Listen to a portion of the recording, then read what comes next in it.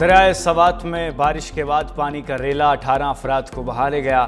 ذرائع کے مطابق ڈوبنے والے سیاح سوات گھومنے آئے تھے۔ ریسکیو حکام کے مطابق 5 افراد کی لاشیں نکال لی گئیں، 3 افراد کو زندہ بچا لیا گیا۔ ڈوبنے والے باقی سیاحوں میں ابھی بھی دریائے سوات میں پھنسے ہوئے ہیں، جن کی تلاش جاری ہے۔ D G rescue Khyber Pakhtunkhwa کے مطابق 5 مختلف مقامات پر سرچ آپریشن جاری ہے۔ 80 اہلکار سرچ آپریشن میں حصہ لے رہے ہیں۔ ذرائع کے مطابق سیاح ناشتہ کر رہے تھے کہ پانی کا بہاؤ، تیز ہوا اور ریلا 18 افراد کو بہا لے گیا۔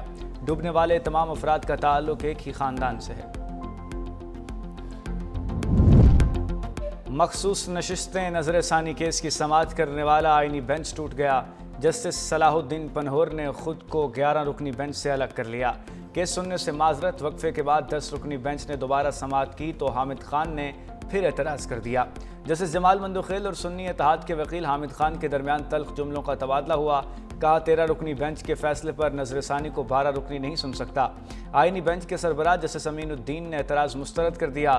جسٹس ہاشم کاکڑ نے ریمارکس دیے، آپ نے گزشتہ روز میرے مینٹور قاضی فائز عیسیٰ کا نام لیا۔ آپ نے گزشتہ روز سٹنگ ججز پر الزامات عائد کیے۔ آپ کو سٹنگ ججز پر الزامات لگانے کا کس نے حق دیا ہے؟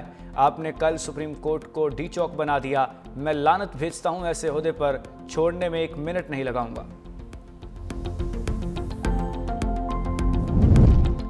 فیلڈ مارشل سعید عاصم منیر کی 52ویں کامن ٹریننگ پروگرام کے افسران سے ملاقات، پاک فوج کے ضمانہ امن اور دیگر حوالوں سے متعلق امور پر بات چیت۔ آئی ایس پی آر کے مطابق فیلڈ مارشل نے اداروں کو مستحکم کرنے کے حوالے سے ضرورت پر زور دیا۔ فیلڈ مارشل کا سول اور ملٹری قیادت کے درمیان بہتر ہم آہنگی کی ضرورت پر زور۔ آئی ایس پی آر کے مطابق فیلڈ مارشل نے قومی سیکیورٹی سمیت داخلی اور بیرونی چیلنجز پر اظہار خیال کیا۔ خطے میں امن و استحکام کے لیے مسلح افواج کے متحرک کردار پر بھی روشنی ڈالی۔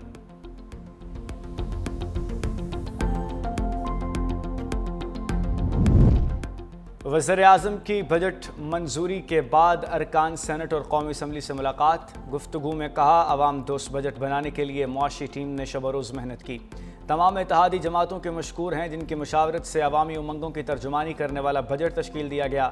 وزیر اعظم نے کہا افواج پاکستان، سیاسی قیادت، عوام، سول سوسائٹی اور میڈیا نے یکجہتی سے دشمن کے ناپاک عزائم کو خاک میں ملایا۔ یقین ہے کہ یہی مثالی اتحاد پاکستان کی معاشی ترقی کو یقینی بنائے گا۔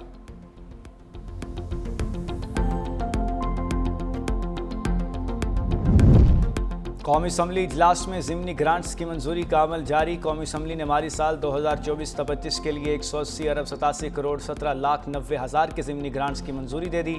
اپوزیشن کا اسپیکر ڈائس کے سامنے احتجاج جاری۔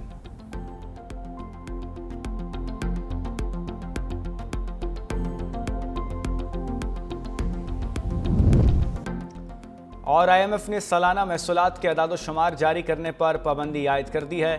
مالی سال کے دوران مکمل یا جزوی اعداد و شمار شیئر کرنے پر پابندی کی شرط عائد۔ آئی ایم ایف نے کہا ہے کہ عوام، میڈیا یا کسی کے ساتھ بھی اعداد و شمار شیئر نہ کیے جائیں۔ کہا بغیر اجازت کے اعداد و شمار کا اجرا آئی ایم ایف پروگرام کی رازداری کی خلاف ورزی تصور ہوگا۔ تمام محصولات کے اعداد و شمار پہلے جائزے کی تکمیل تک خفیہ رکھے جائیں گے۔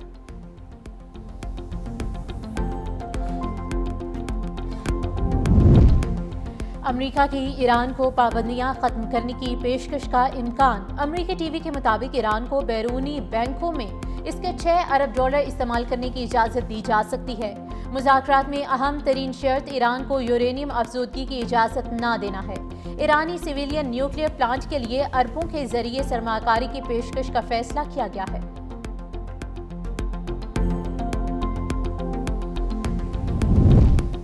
تعاون معطل کرنے پر آئی اے ای اے کے سربراہ کی ایران کو تنبیہ۔ بین الاقوامی ایٹمی توانائی ایجنسی کے سربراہ جنرل رافیل گروسی کا کہنا ہے کہ ایران کی جانب سے معائنہ کاروں پر پابندی نیا بحران جنم دے سکتی ہے۔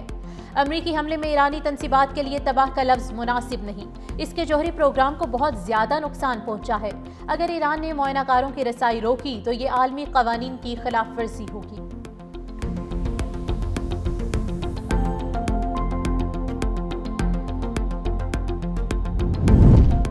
دہشت گردی پوری دنیا کے لیے مشترکہ خطرہ ہے، اسے سیاسی مقاصد کے لیے استعمال نہ کیا جائے۔ وزیر دفاع خواجہ آصف کی ایران پر اسرائیلی حملوں کی شدید مذمت۔ خواجہ آصف کی شنگھائی تعاون تنظیم کے وزرائے دفاع اجلاس میں شرکت۔ تاجکستان، ایران، قازقستان اور چین کے وزرائے دفاع سے ملاقاتیں۔ کہا بین الاقوامی برادری اسرائیل پر جنگ بندی کے لیے زور ڈالے۔ غزہ میں انسانی بحران اور اسرائیلی بربریت پر بھی گہری تشویش کا اظہار۔ فلسطینیوں پر حملے بند کرنے اور فوری مستقل جنگ بندی پر بھی زور دیا۔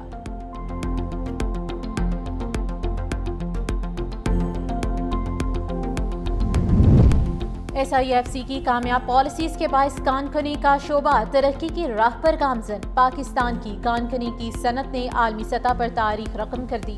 سندھ اینگرو کول مائننگ کمپنی نے پہلا گولڈ سرٹیفکیشن حاصل کر لیا۔ Sindh Engro gold mining company کا جدید واٹر مینجمنٹ ماڈل عالمی سطح پر پائیداری کی مثال بن گیا۔ تھرکول منصوبے میں 23 جدید پلانٹ سے پانی کی فراہمی معاشی ترقی میں اہم سنگ میل۔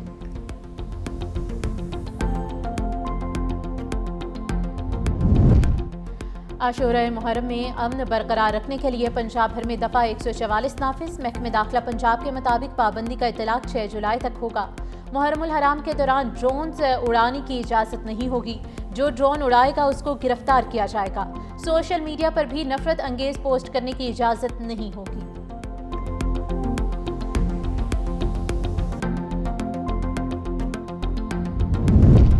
لاہور میں ٹریفک وارڈن پر تشدد کرنے والے 3 افراد دھر لیے گئے۔ تھانہ لٹن روڈ میں مقدمہ بھی درج۔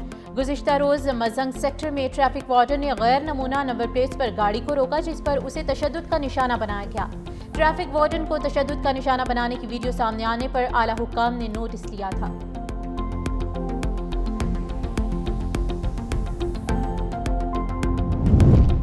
ترکیہ کا امریکی F-35 پروگرام میں دوبارہ شمولیت کی خواہش کا اظہار۔ نیٹو سربراہی اجلاس سے واپسی پر طیارے میں گفتگو کرتے ہوئے ترک صدر اردوان نے کہا ہم نے F-35 پروگرام سے کبھی دستبرداری اختیار نہیں کی۔ اس معاملے پر ٹرمپ سے بات چیت کے بعد پیش رفت کی امید ہے۔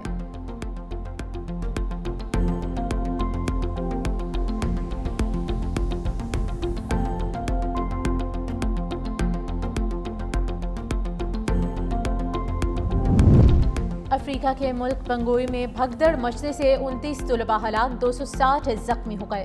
5000 سے زائد طلباء امتحان دینے کے لیے اسکول میں جمع تھے۔ شارٹ سرکٹ کے باعث دھماکے سے بھگدڑ مچ گئی۔